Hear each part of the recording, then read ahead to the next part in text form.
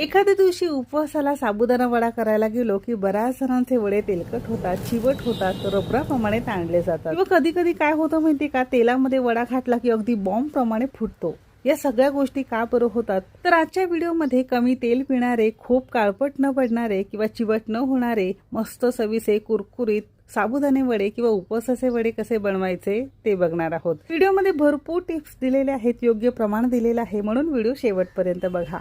चला तर मग सुरुवात करूया। टिप नंबर 1 आणि खूप जास्त महत्त्वाची, साबुदाणा वडा बनवण्यासाठी घरातल्या कोणत्याही एखाद्या वाटीने किंवा मेजरिंग कपने घेतलेली सगळी जिन्नस मोजून घेणं खूप जास्त गरजेचं आहे। जर तुमचं प्रमाण किंवा वाटीचं ग्रामचं प्रमाण अचूक असेल तर अजिबात तुमचा पदार्थ चुकणार नाही। इथे आपण घरातल्या या वाटीने बरोबर 1 वाटी आणि 200 ग्राम प्रमाणात कच्चा साबुदाणा घेतलेला आहे। तुम्ही जरी मेजरिंग कपने घेत असाल तरी 1 कप किंवा 200 ग्राम बसतो। आता इथे आपण रेग्युलर किंवा असा हा मध्यम साईजचा साबुदाणा घेतलेला आहे।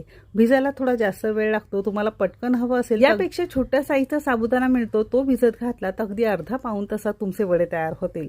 आता आपण हा रेग्युलर साबुदाणा घातलेला आहे, तुमच्याकडे जर वेळ असेल तर रात्रभर भिजत घाला किंवा 1 तासासाठी तुम्ही भिजत घालून हे वडे करू शकता। साबुदाणा सुरुवातीला एका पाण्याने स्वच्छ धुवून घेणार आहोत। खूप जास्त पाण्याने धुवून घ्यायचं नाही किंवा धुताना खूप जास्त चोळायचं नाही।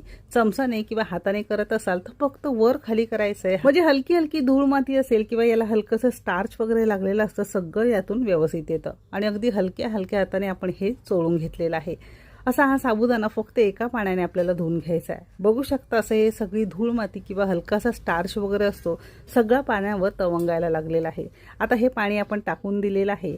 आता यामध्ये फक्त साबुदाणा बुडेल इतपतच आपल्याला पाणी घालायचं आहे। आता बघू शकता सेम कपने जर मोजाल तर साधारणतः पाव कप आपण इथे साधं पाणी घातलंय आणि बोटाच्या अंतराने मोजाल तर साधारणतः एक अर्धा इंच आपण यामध्ये साधं पाणी घातलंय।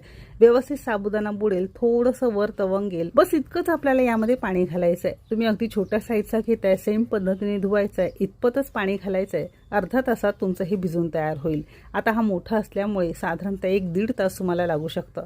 रात्रभर तुम्ही घातलं तरी सुद्धा चालू शकेल, म्हणजे सकाळी तुम्हाला हे वडे तयार करता येतील।